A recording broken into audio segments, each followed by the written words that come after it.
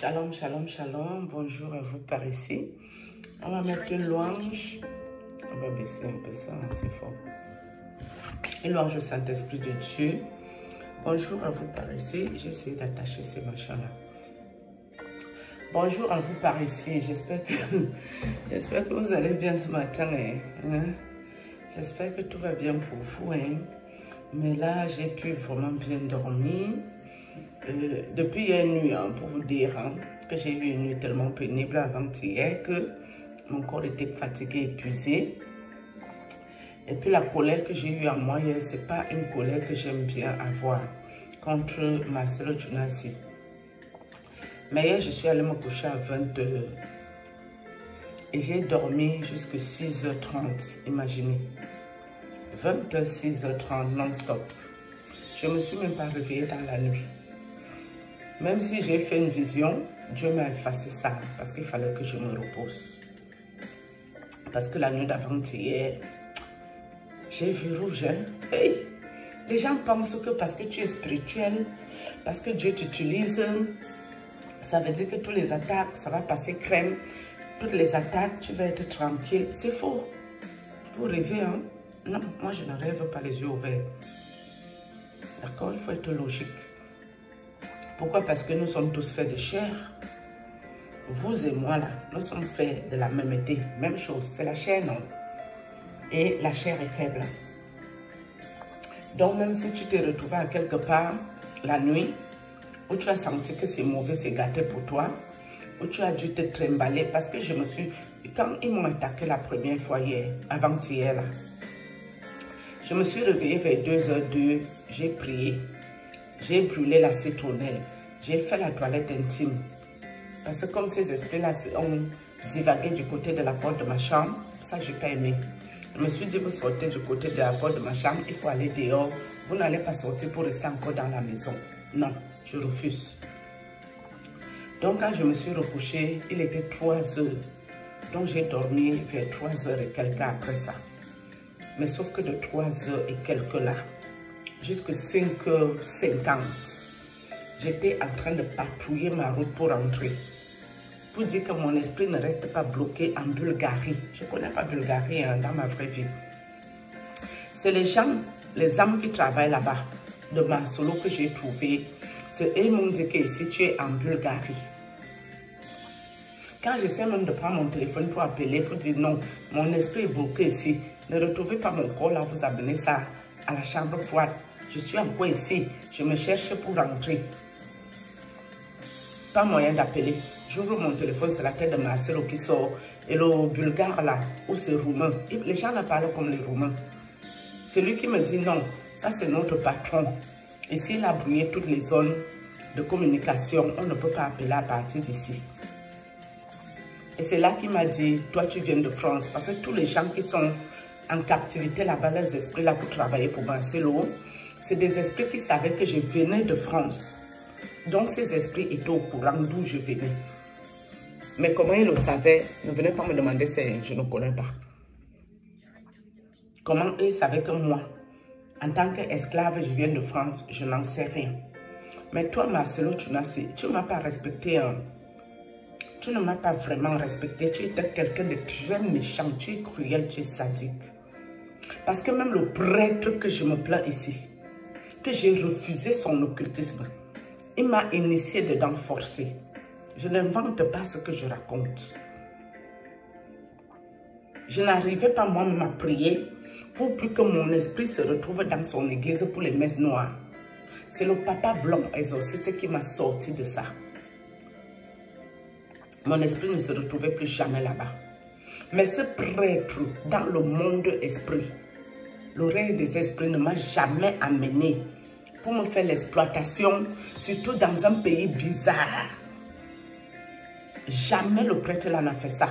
Le prêtre, quand je faisais, moi j'appelais ça les rêves, alors qu'il n'y avait pas de rêve. C'était la vie en esprit.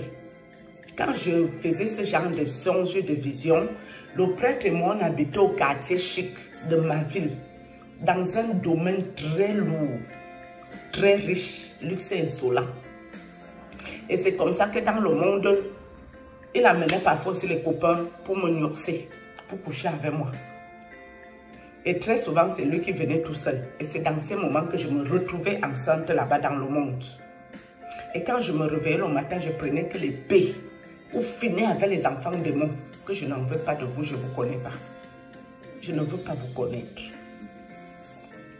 Mais jamais le prêtre ne m'a pris pour m'amener dans les sales choses comme Bulgarie, pour que moi j'aille me retrouver avec les gens louches, les gens qui parlent un accent bizarre, comme les Roumains. Ce que moi je retiens, c'est que c'est l'accent un peu comme les Roumains là, qui traînent dans les rues là pour demander l'argent, pour aller travailler.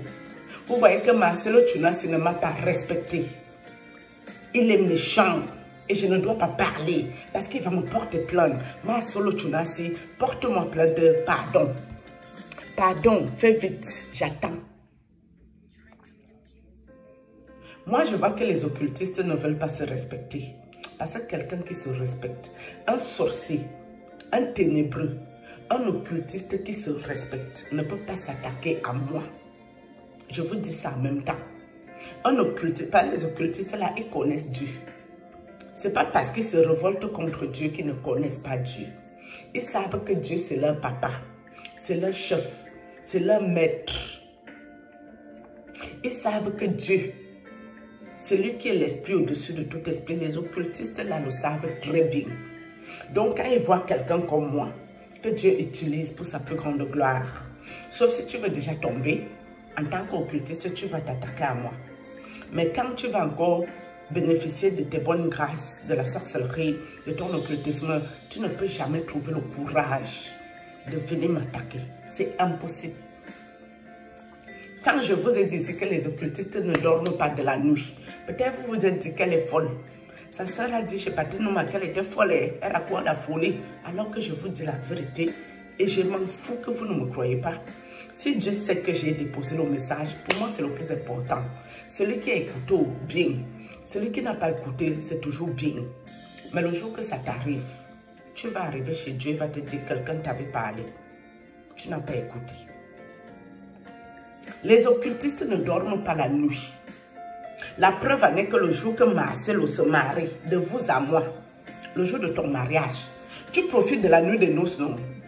Tu câlines ta femme toute la nuit jusqu'au moment petit matin. Vous en profitez, vous êtes content de vous être mariés enfin. Il était temps. Vous profitez ça à fond. Mais à quel moment Marcelo a trouvé le temps et le toupet et le courage avec ces petits copains que j'ai vus au mariage? Parce qu'au début, son mariage ne m'intéressait pas, mes amis. Je ne suis pas allée cliquer les vidéos de son mariage. Rien du tout, ça ne m'intéressait pas. Mais quand ils m'ont attaqué là hier, j'ai patrouillé pour comprendre un peu c'est quoi le problème. J'ai vu Mohamed Sanogo là-bas. Je ne savais pas qu'il était là-bas. Je l'ai vu. Donc eux, au lieu de s'occuper de leur mariage, ils sont bien allés s'installer pour dire cette fille qui bavarde dans YouTube. Elle expose nos choses ici. Qu'est-ce qu'on peut faire d'elle cette nuit? Ils ont fait la petite coalition sur ma personne avec ma famille. Vous êtes complètement malade dans vos têtes. Je vous ai dit que moi, je partirai de la terre au temps de Dieu. Quand Dieu va voir que j'ai fini ma mission là, je vais partir. Moi, je ne vais pas rester ici. Est-ce que je vous ai dit que je suis éternelle? Moi, je vais voir mon papa qui est assis dans les lieux célestes. Ce n'est pas en restant sur la terre que je vais pouvoir le voir. Il faut bien que je fasse le travail qu'il veut que je fasse pour lui et que le moment venu que j'aille le rencontrer personnellement pour qu'il me dise si le travail était bien fait ou mal fait de ma part. Donc, un jour ou l'autre, quand il aura vu que j'ai trop travaillé, je vais partir le retrouver. Et sachez une chose, moi qui suis là, toutes mes missions, je dois les faire. Une mission que je fuis, ça va me rattraper devant. Une mission que je fuis, ça va me rattraper. Donc, vaut mieux je fais tout. Tous les combats par lesquels je dois passer par là, point final. Vous savez ce que ça veut dire qu'une élue de Dieu verse les larmes? Vous savez ce que ça veut dire? Ça veut dire que c'est la destruction de la personne qui t'a fait verser les larmes qui est là.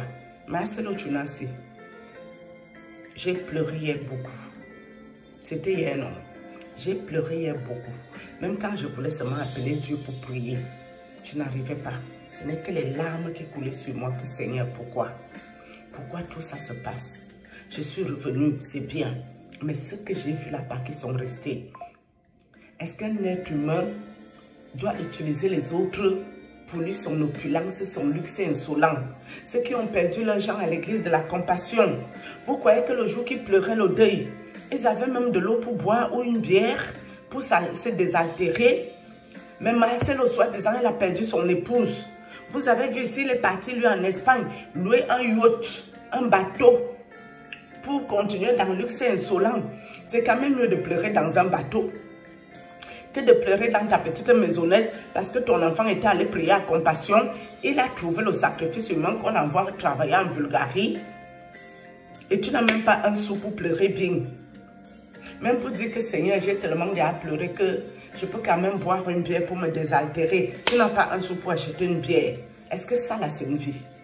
Et vous croyez que moi, là, la fille de Kola, je peux aimer les gens pareils? Les gens qui prennent le nom de Dieu pour jouer avec. Je suis seule, une place. Mais celui qui est avec moi, il est au-dessus de tout ce que vous faites. Celui avec qui je suis, il est au-dessus de vous. Je vous ai dit ici, il y a des moments où je laisse Dieu faire son travail. Même si ça dure 10 ans, je le laisse. Mais il y a aussi, quand moi-même j'en ai marre et que je vais accélérer votre processus, j'appelle mes parents, j'appelle mes grands-parents, j'appelle mes ancêtres, j'appelle mes guides. Je les envoie sur vous. Et ils vont s'occuper très bien de vous. Parce que c'est Dieu qui permet tout ça. Tu ne peux pas te marier, au lieu de dormir, profiter de ta nuit de noces. Tu as le toupet de ne pas me respecter, monsieur. Tu ne m'as pas respecté, que je suis qui dans ta vie, je te connais où? Tu es en temps réel. Tu ne peux pas me parler fort. En temps normal, tu ne peux pas me parler fort. En temps normal, moi, je mets les talons à côté de toi. Tu vas m'arriver à l'épaule, là. Et si je suis tensionnée, je vais te poser un pied sur la tête. Dans la vraie vie, je parle. Parce que moi, je n'ai pas de scrupules. Hein. Tu vas m'énerver, même en public, je vais te gifler. Tranquille dans la paix du Christ, et je m'en fous. Le reste, tout ce qui doit m'arriver, au moment opportun que je t'ai giflé là, j'attends. D'accord? Tu dois me respecter, monsieur. Je n'ai pas travaillé pour toi en Bulgarie. Et tu ne peux pas m'amener dans ce genre de pays pour bloquer mon esprit, pour travailler pour toi. Même si je ne revenais pas dans mon corps, tu allais voir quelque chose en Bulgarie. Même si je devais devenir une âme errante le jour que j'ai réussi à revenir, même si ça devait durer 1 mois, j'allais tout chercher la route, j'allais finir par trouver. Mais j'allais venir trouver qu'on a déjà enterré mon corps, je ne peux plus entrer dedans. J'allais préférer devenir une âme errante ici sur place. Mais j'allais te faire la révolution là-bas très bien. Tu allais regretter le jour que tu m'as amené dans tes pètes, dans tes caca. Je ne dois pas parler parce que j'ai trop peur de toi. Tu es qui? Tu es Dieu. Je n'ai peur que de Dieu qui est au ciel. C'est le respect qui me lie avec les gens. Mais toi et moi, même le respect ne nous lie plus à l'heure ci. Parce que je n'ai jamais manqué le respect toutes les vidéos que j'ai faites. J'ai dit que la vérité. Une femme qui vient te marier, elle sait que tu n'es pas de Dieu. Tu dois la sacrifier. Je répète toujours la même chose. Et le jour que tu la sacrifies, qu'on ne vienne pas nous emmerder ici avec les conneries. Elle a fait un choix de vie. Elle fait de vivre luxe et insolent. Quand il arrive le temps d'aller travailler, tu l'envoies là-bas, en Bulgarie ou je ne sais pas où tu l'envoies tes femmes. Elle n'a qu'à aller travailler cet argent. Parce que les gens que j'ai vus travailler là-bas, je ne sais pas qu'est-ce qu'ils ont fait pour mériter de se retrouver là. Sur ce, shalom. Pour vos plaintes et vos histoires, vous partez au commissariat de police. J'attends. Shalom.